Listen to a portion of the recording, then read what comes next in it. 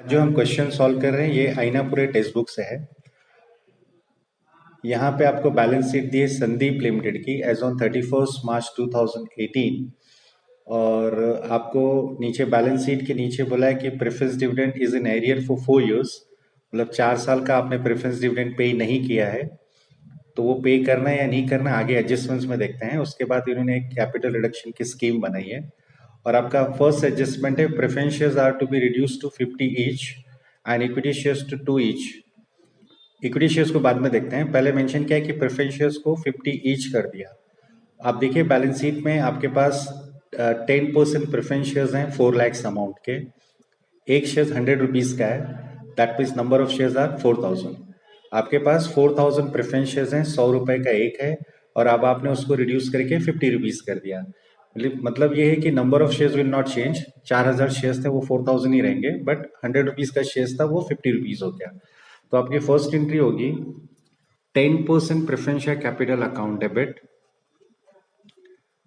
10% preference share capital account debit, ये आपका 4 lakhs जो आपकी अर्लियर अमाउंट थी।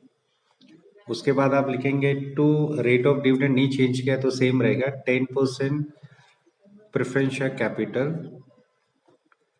हाफ हो गया 2 lakhs। पहले 4000 इंटू 100 था, ये अब 4000 नंबर सेम है, खाली एक शेयर 50 रुपीज का हुआ तो पर शेयर 50 रुपीज रिडक्शन है और वो हो गया आपका capital reduction account. Capital reduction आपने क्रेडिट किया, रीजन ये आपके लिए प्रॉफिट है। इक्विटी शेयर्स 2 लाख रुपए, सॉरी प्रेफरेंस शेयर्स 2 लाख रुपए कम हुआ है तो ये कंपनी के पॉइंट ऑफ व्यू से प्रॉफिट है। ओके, देन आपको सेकेंड एडजस्टमेंट मेंशन किया है, इक्विटी शेयर्स को 2 रुपए कर दिया। ये एंट्री भी काफी इजी है। अब आप लिखेंगे इक्विटी शेयर कैपिटल, आप बैलेंस शीट में देखिए आपको इक्विटी शेयर कैपिटल उन्होंने 10 lakhs दिया है ऑफ 10 ईच। इसका मतलब है कि 1 lakh शेयर्स हैं 10 ईच, तो अब वो उतना ही है 10 lakhs। उसको रिड्यूस करके आपने अभी 1 lakhs इंटू 2 lakhs कर दिया और जो डिफरेंस है वो हो गया आपका capital reduction account. Capital reduction account आपका क्रेडिट होगा 8 lakhs रुपीज। ये कहाँ से है? 1 lakhs इंटू 8, आपका पर शेयर 8 रुपीज कम हुआ है। पहले 1 lakhs इंटू 10 lakhs, अब 1 lakhs इंटू 2 lakhs और 8 रुपए कम हुआ है, so 1 lakhs into 8 lakhs rupees आपके कैपिटल रिडक्शन अकाउंट में जाएगा।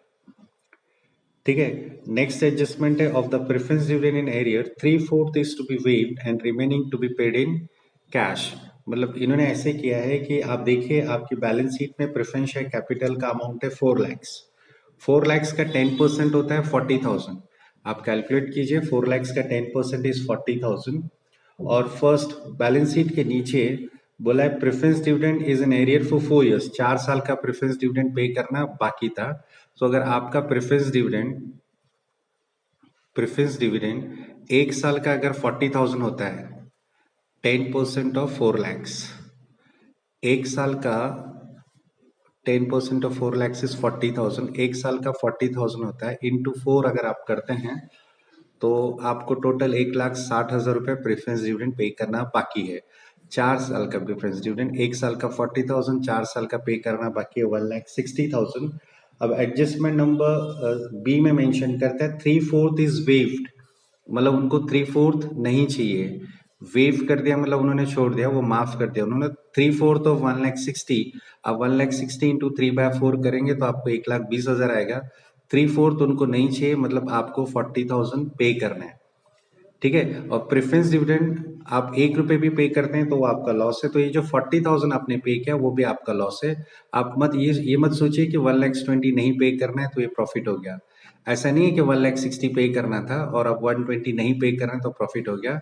आपको प्रेफरेंस डिविडेंड 0 एज्यूम करना है क्योंकि ये कंटिजेंट लायबिलिटी है और जो भी लायबिलिटी बैलेंस शीट में नहीं है वो कंटिजेंट है। तो आपने जो 40,000 पे किया, 1 years डिविडेंड पे किया, वो भी आपका लॉस है। तो उसके लिए आपको कैपिटल रिडक्शन अकाउंट डेबिट करना होगा।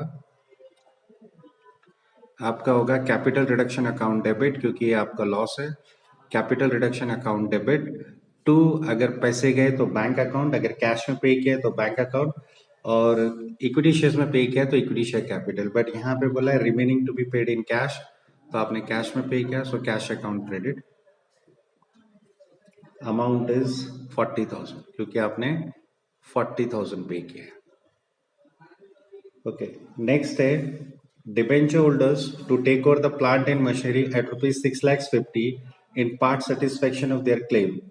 आप बैलेंस शीट में देखिए, लाइबिलिटी साइड आपके डिबेंचर्स हैं 7,50,000, टोटल डिबेंचर्स हैं 7,50,000 और डिबेंचर होल्डर्स ने आपका प्लांट एंड मशीनरी ले लिया 6,50,000 में। तो आपको दिख रहा होगा, आप बैलेंस शीट में एसेट साइड देखिए, वहां पे मशीनरी है 6 लाख का मशीन आपने डिबेंचर होल्डर्स को दे दिया 6.5 लाख रुपए में, 6,50,000 में। तो ये प्रोसेस में आपका 6 लाख का प्लांट 6,50,000 में गया, तो 50,000 रुपीज का आपका प्रॉफिट है और ये आपने पे किया, डिबेंचर्स को आपने पे किया। So debentures is a liability, liability कम हो रही तो डेबिट होगा, सॉरी लायबिलिटीज अगर कम हो रही है तो डेबिट, ज्यादा हो रही है तो क्रेडिट। तो डिबेंचर्स आपका कम हो रहा है, आपने डिबेंचर्स को पे किया 12% डिबेंचर्स, पूरा नहीं पे किया आपने, उनको आपने मशीनरी देके पे किया 6,50,000, मशीनरी गया आपका, एसेट्स गोज आउट, मशीनरी कम हो रही है, एसेट्स की वैल्यू कम हो रही है, एसेट्स क्रेडिट होगा 6 लाख और जो डिफरेंस है वो आपका प्रॉफिट है। 6 लाख का मशीन आपने 6,50,000 में डिबेंचर्स को दिया, तो ये प्रोसेस में, ये ट्रांजेक्शन में आपको 50,000 रुपीज का प्रॉफिट है। सो उसके लिए आप कैपिटल रिडक्शन अकाउंट क्रेडिट करेंगे 50,000 rupees. Okay, then the fifth entry. हाँ, अब जो रिमेनिंग डिबेंचर्स हैं, आपके टोटल डिबेंचर्स नहीं पे हुए, आपके टोटल डिबेंचर्स हैं 7,50,000, उसमें से 6,50,000 के लिए आपने उनको मशीन दे दी, तो जो रिमेनिंग 1 लाख रह गए, 7.5 लाख में से 6,50,000 पे हो गए, तो जो 1 लाख रिमेनिंग रह गए उनको आपने 14% डिबेंचर्स में कन्वर्ट कर दिया। आपके जो रिमेनिंग 12% डिबेंचर्स हैं,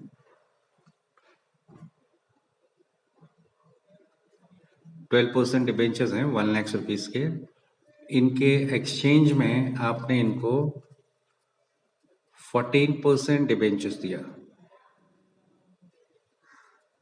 1 लाख रुपीज के। 12% डिबेंचर्स के एक्सचेंज में आपने 14% डिबेंचर्स दिए। इसका नरेशन आप लिख सकते हैं, being 12% debentures are converted into 14% debentures. Next है creditors, patents, profit and loss and share issue expenses are to be written off. तो ये तो आपको कंपल्सरीली राइट ऑफ करना है, नहीं मेंशन किया है तो भी आप राइट ऑफ करते हैं। तो इसकी एंट्री होती है कैपिटल रिडक्शन अकाउंट डेबिट, ये आपका लॉस है, ये एंट्री आप याद ही रखिए, ये हर सम में रहेगा। आपको गुडविल, प्रॉफिट एंड लॉस ये कंपल्सरीली राइट ऑफ करना है। So capital reduction account debit to goodwill, जो भी गुडविल का अमाउंट होगा, गुडविल, प्रॉफिट एंड लॉस, ये नहीं भी मेंशन किया है क्वेश्चन में तो भी आपको राइट ऑफ करनी है। गुडविल के बाद पेटेंट्स, पेटेंट्स इंटेंजिबल एसेट्स है, इंटेंजिबल एसेट्स राइट ऑफ करने बोला है, आपको राइट ऑफ करना है। Then profit and loss, profit and loss account का अमाउंट है, प्रॉफिट एंड लॉस का अमाउंट है 8,20,000 और उसके साथ साथ शेयर इश्यू एक्सपेंस है। सो शेयर इश्यू एक्सपेंस 45,000, तो ये सब मिला के आप करेंगे 9,05,000। तो आपके गुडविल और ये सब राइट ऑफ हो गया है। उसके बाद आपने एसेट्स को भी रीवैल्यू किया है, furniture, stock, building and debtors, इनकी सबकी रीवैल्यूड अमाउंट हुई है, सबकी वैल्यू कम हुई है। बिल्डिंग, ओके, ये नेक्स्ट एंट्री है आपकी, आपने एसेट्स की वैल्यू रीवैल्यूड की है, सारे एसेट्स की वैल्यू कम हुई है। फर्नीचर आपके बैलेंस शीट में, फर्नीचर आपकी बैलेंस शीट में 35,000 दिया है और एडजस्टमेंट में बोला है कि वो रीवैल्यूड होकर 25,000 हो गया, सो फर्नीचर 10,000 कम हो गया। So capital reduction account debit to furniture, furniture के साथ साथ स्टॉक 12,000 से कम हुआ, बिल्डिंग की वैल्यू भी कम हुई है, बैलेंस शीट में 650 दिया है और रीवैल्यूड अमाउंट है 580, सो 17,000 कम हुआ है और डेटर्स भी 10,000 से कम हुआ है। सो ये सारा लॉस है, so that's why capital reduction is debited और एसेट्स को आपने क्रेडिट किया है। इसके बाद नेक्स्ट एडजस्टमेंट है, नेक्स्ट वन ध्यान से देखना, secured loan of rupees 1,50,000 at 12% per annum is to be obtained by mortgaging land and building।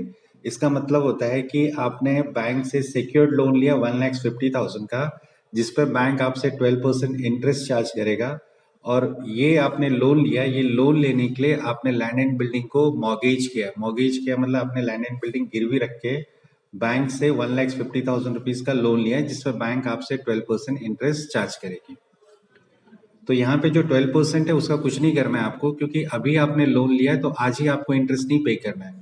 Interest कुछ पीरियड के बाद स्टार्ट होगा, 1 महीने बाद पे होगा, तो उस वक्त आपको एंट्री करनी है, अभी नहीं करनी है। तो इंटरेस्ट की एंट्री अभी नहीं आएगी।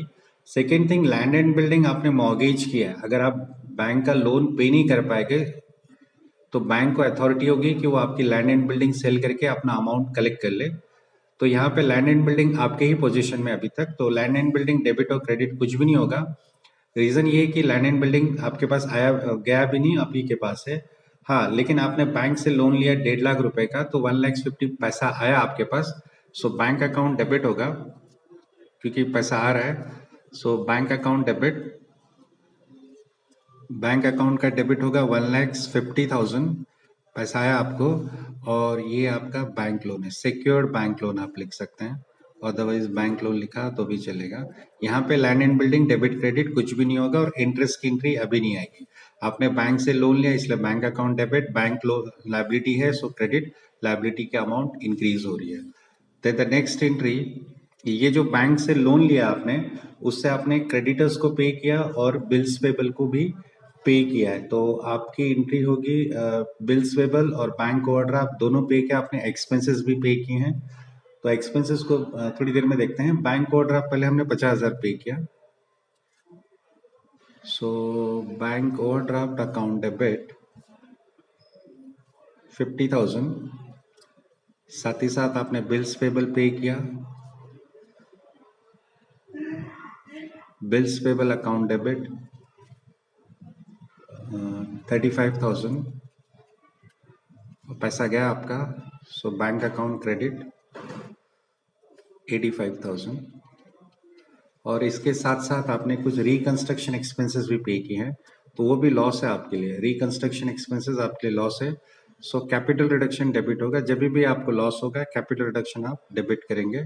सो capital reduction account debit to bank account, यहाँ पे भी आपके पैसे गए, बैंक अकाउंट 15,000।